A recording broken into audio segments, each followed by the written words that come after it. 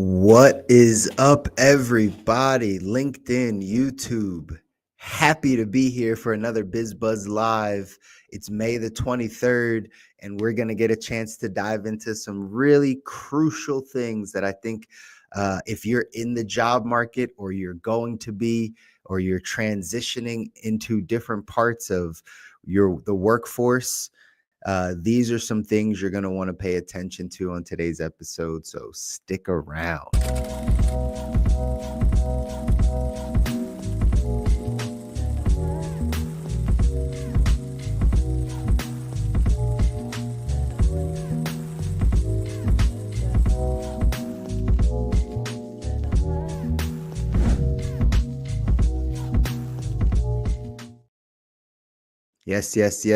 Yes. Welcome back, y'all, to another episode of BizBuzz Live. I'm your host, Chris Muzan, your financial coach, taking you through all things finance. Always grateful to be able to share and come back here with you. We're live right now on LinkedIn and live on YouTube every single Friday, 10:30 a.m. Eastern, 7:30 a.m. Pacific for all you West Coasterners that might have to wake up a little bit early, but it's okay. It's going to be some good stuff. The reason why we started this show, y'all, you've heard me say it before, is because as a financial professional, getting a chance to sit down with people financially over the past 11, 12, 13 years now, when no matter what we have a conversation around, whether it's around your investments or whether it's around your savings, whether you need a strategy for how to prepare for taxes, whether you need an estate plan or insurance protection, or you just need to make more money or cash flow, whatever the case is. Normally, the conversation always boils back to cash flow. It boils down to how much is coming in and how much is going out. And do you have a handle on those things? And do you have control over both aspects? Sometimes in the financial space, we talk about having control over the expenses, control over what we choose to spend. But oftentimes we're not having the conversation around, are we controlling what we're making? Or are we controlling what we're actually bringing in? And that becomes the question for most people. How do you go off and bring in more? Now, whether you are sitting back and you have a job that you love and they love you and it pays you all that you want to be paid and your work-life balance is great and you don't find a need for any other income, then great, good for you. But I've shown you numerous times on this show, ladies and gentlemen, that most people are not in that position. Most people are not happy with their job. They're not happy with the amount of money that they're making. They're not happy with the way that they're contributing or their work-life balance. Just got off the call earlier or yesterday with some people that their jobs are taking advantage of them. Some of y'all might feel this in the corporate America, but jobs just take advantage of you. They put more and more work on the good people, the people that are working really hard, the people that, have integrity and don't just slack off, like the really hard workers that care about their career. They care about their job. These jobs, these employers in corporate America are taking advantage of that. They're not keeping up with the pace of rise of inflation. So, people's wages are still exactly the same. They're getting 2%, 4% raises. They're overworking you and underpaying you. You get paid for 50 hours of the week, but you're actually working 65 hours. They're taking advantage. Now, again, I put the power back into the hands of the employee to say, don't allow people to take advantage of you. Don't allow the job to take advantage of you. Show them that you have the power to say, well, I'm not going to do that work, or I'm not going to do that person's job. That's not my responsibility. And because you have some leverage in that place, you don't have to stress yourself out. But either way, that's where a lot of people sit. Now, if not, you might be on the other side where you're like, hey, I want to be an entrepreneur, or I already am. I'm starting a business. I already have a business. It's helping me. It's cash flowing. I probably just need some more information or knowledge or resources to be able to scale, to be able to grow. I need more clients. I need to have more infrastructure, like whatever those things are. Cash flow is normally one of those conversations that we have to start to pay attention to. And so that's what we're doing here on this show, right? We're paying attention to the cash flow conversation. And we're talking about how the money comes in. And what I've been sharing with you over the past weeks outside of the first quarter of this year, where it was all about layoffs. I know March was a very heavy layoff month. February was a heavy layoff month for the government, and then it trickled into the private sector. Now we're watching it happen over and over again in many different sectors. People are just chopping down labor, just cutting things down. People are getting laid off left and right. I think I might have mentioned this last time, but I saw Bahama Breeze in the restaurant space just like shut down unexpectedly. There's all these types of things where we're cutting back, and it's affecting the laborers, it's affecting the workers. So what can we do in this market? If you're somebody that's like, well, I still want to make money, I still want to be able to support my family. Maybe it's not in this line of work that I thought. Maybe it's not in this career. Maybe it's in a different career choice, right? I'm not sure. I told you guys before, I gave you the opportunity to come into business with us. We're always growing. We're always looking for people here in the financial services space, specifically on the financial strategy, insurance, investment side of things. We have a lot of people that we go serve. We're not just looking for the rich people to go serve. We're looking for everyone that needs financial help. So more than happy, there's a link right down below that if you want some more information on how to become a part of the financial industry. It's something my wife and I transitioned into. We didn't know that we would be here. We transitioned here, and it's blessed our lives tremendously. We have such a sense of joy and peace now in our lives. We get a chance to homeschool our daughter. There's lots of benefits, obviously, outside of just the financial benefits and the blessings, but the time freedom that you get, the contribution factor, the fulfillment factor, that when you really get a chance to help people in some of the areas that they need it the most, what type of fulfillment you get from that is amazing. And there's a huge need. There's never been more of a need than now for people getting help in their financial life. So feel free to drop that, to go to that link down there if you have some questions about it. But again, if not, and you're out there trying to build some other things, here are some things I want you to pay attention to the topic of today's show, where we talk about the most in demand soft skills. The most in demand soft skills. Now, about 3 weeks ago, maybe, I gave you guys a list from the World Economic Forum. The World Economic Forum saying these are the skills that are going to be needed if you want to stay employable, if you want to have a job moving forward in 2030, right? 5 years from now. What are the skills that are going to be needed? I know you might hear people out there talking about the trades or talking about, laborers, skilled laborers, those types of things. Partly true. Partly those things, will be replaced to a degree with some form of automation, robots. I know there's people in the industry that don't believe that, but it's true. There's going to be a robot or some type of, technology to update and kind of upgrade a lot of these industries. So that could be one way. But what the World Economic Forum said is they said there's some other specific skill sets that you're going to need, right? I'll run down a little bit of the list for you, and we're going to go over the next maybe 3-4 weeks. We're going to talk about these a little bit more in depth to be able to equip you with what you need. But these were some of the top 10 core skills that the World Economic Forum said you're going to need moving forward to just be employable. So think about this, whether you're 18 or whether you're 48, if you're going to be working in the next 5 years, you're probably going to need to upgrade your skill set a bit in these areas. Number one was analytical thinking. Number two was creative thinking. Number three was resilience, flexibility, and agility. Number four says motivation and self-awareness. Number five is curiosity and lifelong learning. Number six was technological literacy. Number seven is dependability and attention to detail.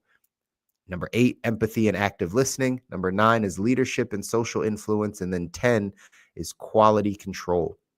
Those were the top 10 core skills that the World Economic Forum said you're going to need if you want to stay employable over these next 5 to 7 years.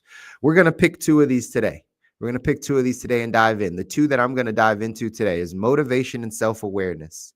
Number 1, motivation and self-awareness. And number 2, curiosity and lifelong learning. Curiosity and lifelong learning. Now, listen, y'all, when I went through this and I first saw this, I actually shared this with my wife. I was like, look at this. Like, look at this, basically, the survey of, what are the top skills that people are going to need? 8 out of 10 of these, almost all 10, are entrepreneurial traits. They're entrepreneurial skills. That's what they are. You might not have these technical skills in your job or that you have to use in your job, because again, there's a shift happening for those of you that want to continue to make money. Instead of complaining about how they're not paying you the wages, remember, we make money at the level of our skill set. So this is sometimes a hard pill to swallow for people on LinkedIn, but at the end of the day, you're making money. If you're not making enough money, it's because you're not as skilled as you need to be for what's important to that company that you're working for. Now, maybe if you think you are skilled enough and you take your skills to a different company, maybe they pay you differently for it. Maybe if you took your skills and put it into your own business, maybe it would benefit you more. But currently, instead of complaining about the amount of money that you're making or what the job is paying you, just know you're getting paid at the level of your skill set. You may not be that skilled. And if you take offense to that or believe that you are overly skilled, then take your talents elsewhere and see what the market will pay for. And see what the market will pay for, because that's how you know in this market whether or not you're skilled, right? So you make money at the level of your skill set. So these skill sets that I just read through, they're entrepreneurial skill sets. That's literally what they are. They're entrepreneurial skill sets. These are the skill sets of people that want to go off and take ownership of their life. So the two that I'm talking about today, because we're going to come and talk about all of these and how to build these. But first one, let's start motivation and self-awareness. Motivation and self-awareness. It's incredibly important to understand that if this is what they're looking for, you got to start upgrading your skill set in this area. Now, someone I know out there is like, Chris, like, is motivation a skill? Is self-awareness a skill? Like, is that something I can learn? Absolutely. Absolutely. You can learn these things. All of these things are learned behavior. Now, granted, here's where our brains, right, kind of blow up a bit, because they're not going to teach you this in school. Like, you can't go back to a motivation class in college. You can't get a degree in self-awareness. Like, there's nothing in the formal side of education that's going to allow you to be successful in those areas of motivation and self-awareness. But yes, these are learned skills. Like, you can learn how to motivate yourself more. You can learn how to adapt more, to become more enthusiastic and motivated. Yes, you can learn to become more self-aware. For some of us, at one point, we were not very self-aware about who we are, where we are, our skill sets, what we want. We're not very self-aware about our strengths and weaknesses and all those things.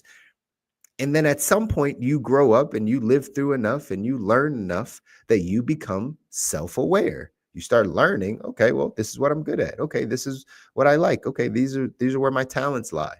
So absolutely. Can you develop these soft skills in motivation and self-awareness? Absolutely. But the reason why they're asking you to do this is because this is what will help a company. It'll also help your business become more productive. You become more proactive for, the problems and the things that are up ahead. So I'm going to give you like 4 ways to improve your motivation and self-awareness. All right. I'm going to give you 4 different ways. First way, start a daily journal.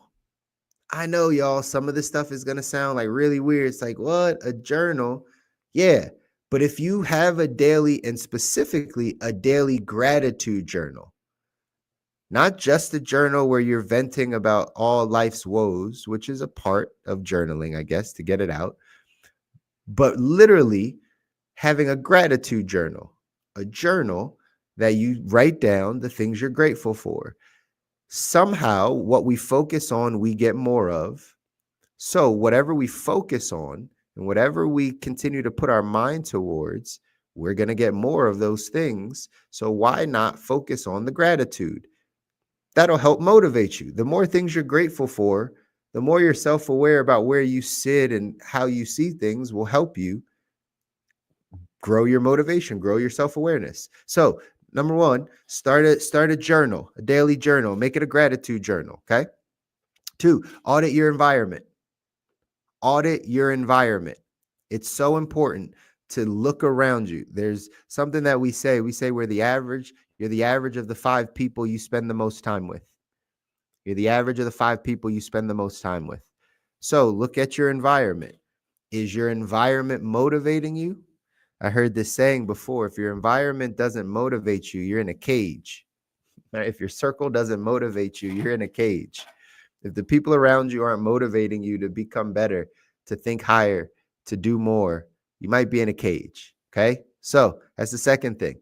Third thing that we got to do if you want to improve on this skill set of motivation and self-awareness, you have to start to visualize your goals. That's number 3. You have to start to visualize your goals. You actually have to write them down.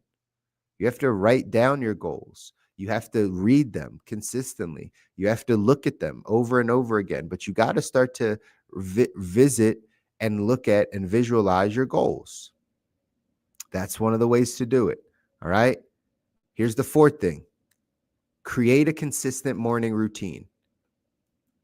If you created a consistent morning routine that took care of you, you took 20 minutes in the morning, 30 minutes in the morning just to take care of you and what you need, and you did that thing 7 days a week, you will build a level of motivation, self-awareness around yourself to be able to go off and do the things you need to do throughout the day.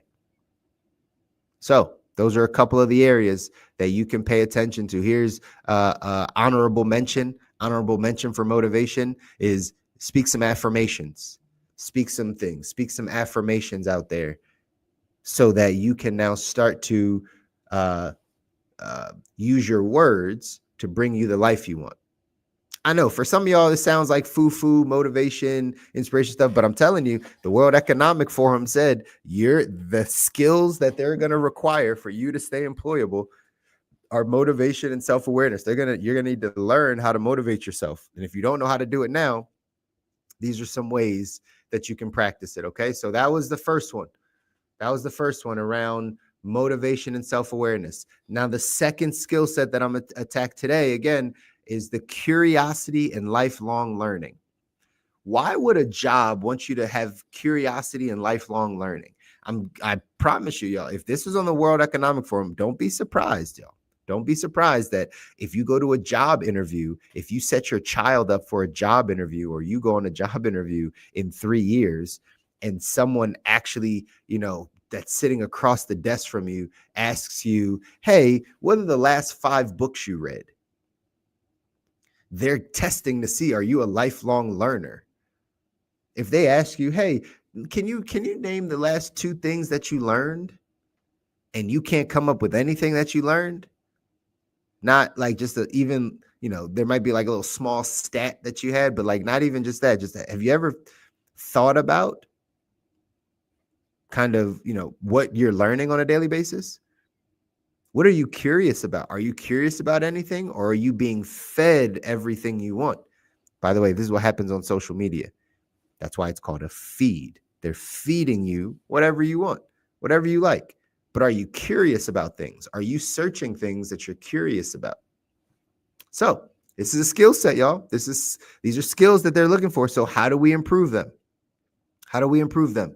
I'm going to give you 4 of these as well. Okay, 4 of these to improve your curiosity and lifelong learning. Number 1, read books outside of your comfort zone. Read books outside of your comfort zone. Meaning if you naturally are just reading things about fiction, rom-coms, I don't know what you're reading. Read something that's like, I don't know if I want to read this. Like, I don't know if I'm going to like this. Oh, what's this subject matter? Read that thing. Whatever that book is, read it, because whatever you start putting into your eyes and your ears gets into your thoughts, and that's how you stay curious and you constantly learn. Okay, so you got to read some books outside of your comfort zone. Second thing, you got to start listening to educational podcasts. This is how you create the curiosity and lifelong learning in you, is you constantly are feeding yourself new things that are helping your brain learn. You see, sometimes we think that learning only happens in school or learning only happens in these institutions. What the World Economic Forum is saying, no. To have a job in 2030, you're going to have to learn some of these skills. You're going to have to start learning how to be curious and how to constantly want to learn. Okay. So you got to read some good things. You got to listen to some educational podcasts. You got to listen to some good things. Okay.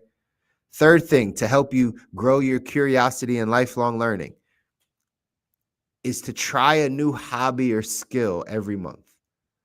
Life is short, y'all. You're not going to be here forever. So try something new every month. Be curious about something and try it. Try a new hobby. Try and get a new skill. Like, do something new. Don't just do the same old stuff all the time. More of the same equals more of the same. If you just keep doing the same things over and over again, you're going to get more of the same results. Apparently, this is not going to help you have a job moving forward, because you got to be a curious and a lifelong learner. Okay. Here's the fourth thing you can do. The fourth thing you can do is actually write out a list of things you're curious about. Call it a things I'm curious about list. Things I'm curious about list. And write out those things. Write them down. What are you curious about? If that's really difficult for you, ladies and gentlemen, if it's hard for you to write down what you're curious about, it's probably why you need to do it.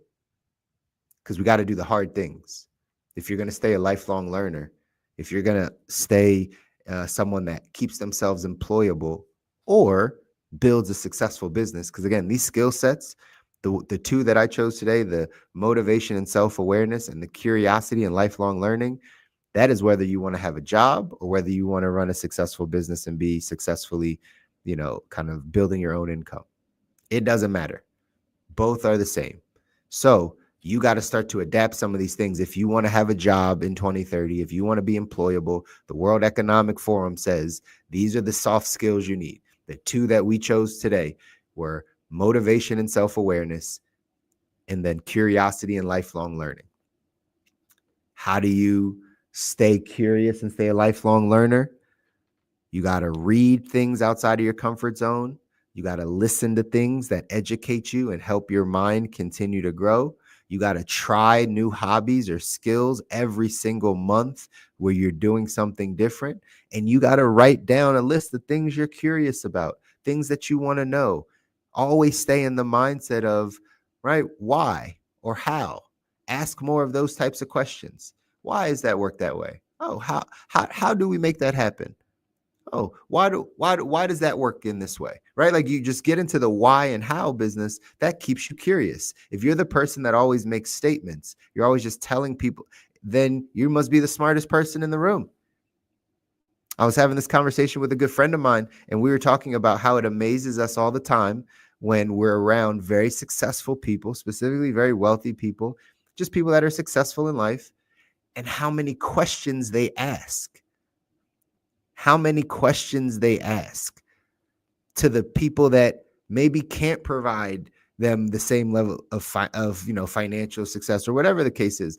Maybe they're just helping out, but they're genuinely curious.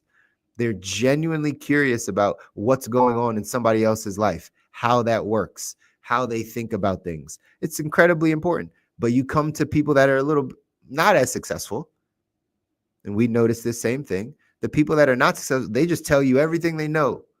They don't want to know more. They're just telling you everything they know. So these soft skills, you got to start creating.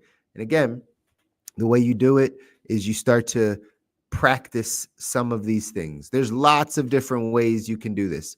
But I just gave you a couple samples of what you can go off and do to be able to improve your skill set in these two areas, in your lifelong learning and curiosity, and in your motivation and self-awareness. Those two areas right there are going to continue to help you stay employable for the rest, at least for the next 5 years. Hey, by the way, y'all, I do morning mindset calls.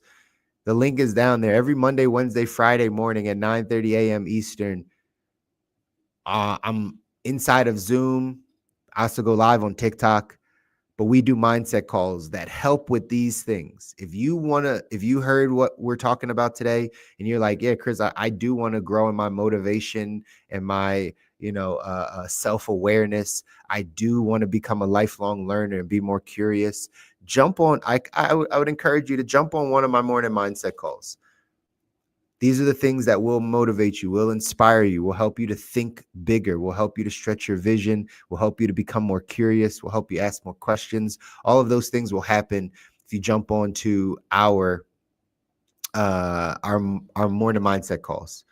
And so again, the link is down there for you to be able to jump into the Zoom with us. They're completely free. You don't have to pay anything. I do this as a service to everyone because I know if these are the skills that are going to help you become more employable, that are going to help you support your family, help you be less stressed, help you take control of your time, control of your life, then I'm here to help you with it. All right. So feel free to jump on those. And as always, feel free to follow us. Follow me on any other platform that we have out here, whether it's Facebook, TikTok, Instagram. Obviously, we're coming live to you on LinkedIn and YouTube. But that's the mission, y'all. It's to be able to help you get your cash flow in order so that you can go off and do all the things you want to. It takes a little bit more intentionality and a little bit more thoughts to be able to go produce the things that we want. But trust me, if you do these things consistently, if you focus on your motivation, your self-awareness, you focus on your curiosity and your lifelong learning, you'll be able to stay employable for a very long time. You just have to upgrade your skill set. Remember, we make money at the level of our skill set. If you are not happy with the money you are making, then you should probably upgrade your skill set. Or if you think your skill sets are good, you need to take your current skill sets and move them over to an industry or a job or a career path that will actually benefit you. They will reward you for those skill sets. If where you're at right now is not rewarding you for the skill sets, don't blame the job. It's either you are underskilled, meaning you need to step it up in the skilled side of things, or you need to take it and realize, hey, they don't recognize my skills. I'm going to take my talents over here and use my skills in this area and make way more, have a better quality of life, all those things. And I'm here to help you out with it, y'all. Again, every Friday, BizBuzz Live. We're right here on LinkedIn and YouTube. And continue to check in, continue to reach out. If you have questions on any of these things, I'm more than happy. Shoot me a DM, shoot me a message. More than happy to start a conversation with you to be able to help you get to where you got to go financially, y'all. All right. Until next time.